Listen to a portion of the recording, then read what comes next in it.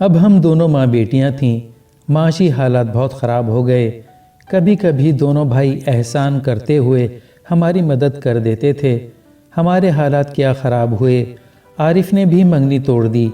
وہ اپنی کسی کلاس فیلو کے عشق میں گرفتار ہو گیا تھا اور اسی سے ہی شادی کرنا چاہتا تھا۔ عارف کے فیصلے نے مجھے توڑ کر رکھ دیا تھا۔ میں اپنے آپ کو بے وقت چیز سمجھنے لگی تھی۔ اپنی پچھلی پوری زندگی پر نظر ڈالتی تو صرف ناکامیاں ہی ناکامیاں نظر آتیں۔ اب ہمارا برا وقت چل رہا تھا۔ بعض اوقات مجھے اور امی کو کئی وقت فاقے سے رہنا پڑتا تھا۔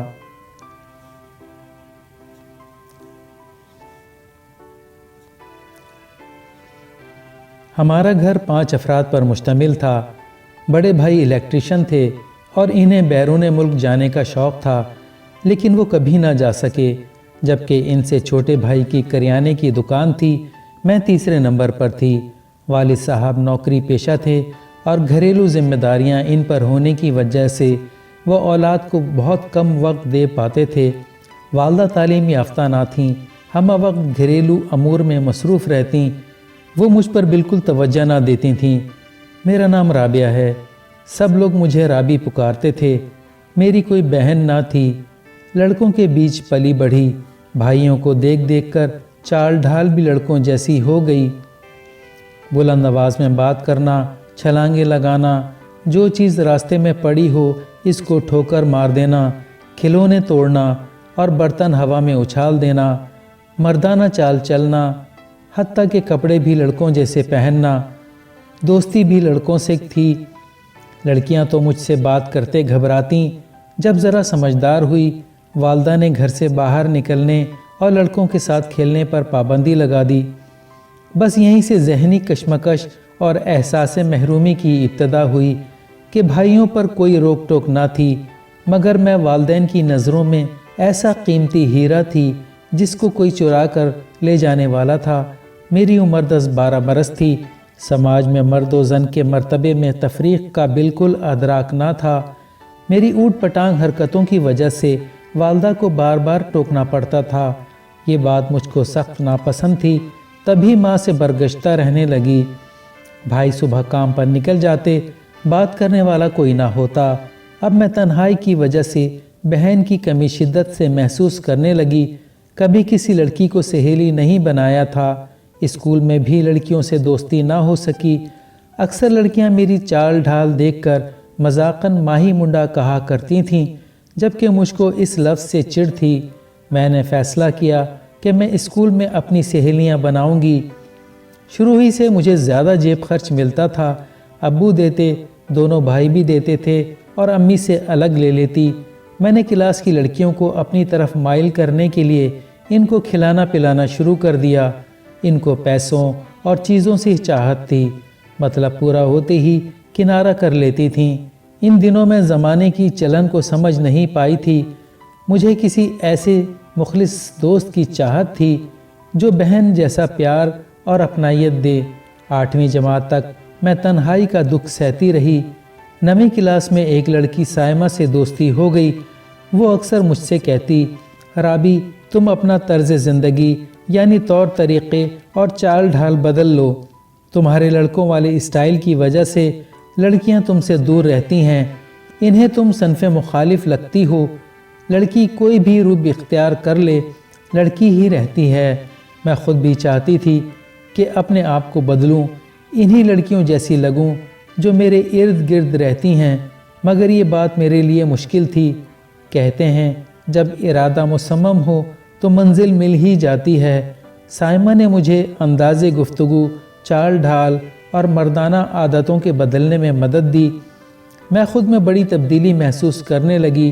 لباس بھی لڑکیوں والے اور شوخ رنگوں کے پسند کرنے لگی۔ بال جو پہلے چھوٹے تھے وہ بھی بڑھا لیے۔ میٹرک پاس کرنے کے بعد میں نے سائمہ کے ساتھ کالج میں داخلہ لے لیا۔ مستقبل میں بہت کچھ کرنے کا ارادہ رکھتی تھی۔ کالج میں ہوم اکنامکس میں ٹاپ کیا، گھریلو امور میں مہارت حاصل کر لی اور پھر پڑھائی چھوڑ کر گھر بیٹھ گئی۔ اب سائمہ سے ملاقات کا راستہ بھی بند ہو گیا۔ والد نے میری منگنی میرے چچا زاد عارف سے کر دی جو میڈیکل کا طالب علم تھا۔ دراصل عارف مجھے بچپن سے ہی پسند تھا۔ مجھے لگتا تھا کہ وہ بھی مجھے پسند کرتا ہے، لیکن کبھی ہمارے درمیان اظہار محبت کا تبادلہ نہیں ہوا تھا۔ میں بہت خوش تھی کہ میں جسے اپنا جیون ساتھی بنانا چاہتی تھی، قدرت نے خود ہی اس کو میرے نام لکھ دیا تھا۔ انہی دنوں بڑے بھائی کی شادی ہو گئی۔ میں بڑی خوش تھی کہ چلو کوئی تو ہوگا گھر میں جس سے میں باتیں کر سکوں گی، لیکن میری یہ امید اس وقت دم توڑ گئی جب مجھے احساس ہوا کہ میری بھابھی بہت اکھڑ مزاج ہیں۔ میں جتنا بھابھی سے قریب ہونے کی کوشش کرتی، وہ اتنا ہی مجھ سے دور بھاگتی۔ مجھے ایسا لگنے لگا کہ انہیں یہ نند کا رشتہ ہی اچھا نہیں لگتا تھا۔ حد تو یہ ہو گئی کہ بھابھی نے بھائی کو میرے متعلق جھوٹی اور من گھڑت کہانیاں سنا کر مجھ سے بدظن کر دیا۔ اب تو بھائی نے بھی مجھ سے بات کرنا چھوڑ دی تھی۔ بھابھی کی وجہ سے سارا دن گھر میں ٹینشن رہتی۔ بھابھی کی امی سے بھی نہ بنتی تھی، وہ ان سے بھی سارا دن لڑتی رہتی۔ اس صورتحال میں میں مزید ڈپریشن کا شکار ہو گئی۔ کچھ ہی دنوں بعد بھائی نے الگ مکان کرائے پر لے لیا اور ہم سے الگ ہو گئے۔ اچانک ہمارے محلے کی ایک لڑکی نے مجھ میں دلچسپی لینی شروع کر دی۔ اس کا نام جمیلہ تھا۔ اب وہ روز میرے پاس آتی، ہم دیر تک باتیں کرتے۔ اس کی وجہ سے میرا دل بہلنے لگا۔ میں نے شکر ادا کیا کہ چلو کوئی تو میری سہیلی بنی، لیکن کچھ دن بعد ہی مجھے پتہ چل گیا کہ جمیلہ نے مجھ سے جو دوستی کی تھی وہ میرے چھوٹے بھائی کی وجہ سے کی تھی۔ بہرحال میرے ساتھ اس کا رویہ بہت اچھا تھا اور پھر نتیجہ وہی نکلا، یعنی جمیلہ میری چھوٹی بھابھی بن گئی۔ انہی دنوں میرے والد کا انتقال ہو گیا۔ ہم لوگ معاشی طور پر بہت دباؤ میں آ گئے۔ اب صرف ایک چھوٹے بھائی کی آمدنی تھی، گزارا بہت مشکل سے ہو رہا تھا۔ اس دوران میری امی اور جمیلہ میں انبن شروع ہو گئی۔ امی بعد بے بعد جمیلہ کو ڈانٹتی رہتیں اور جمیلہ بھی ان سے زبان درازی کرتی۔ نتیجتاً وہ بھی کچھ دنوں بعد ہم سے الگ ہو گئے۔ اب ہم دو ماں بیٹیاں تھیں۔ معاشی حالات بہت خراب ہو گئے۔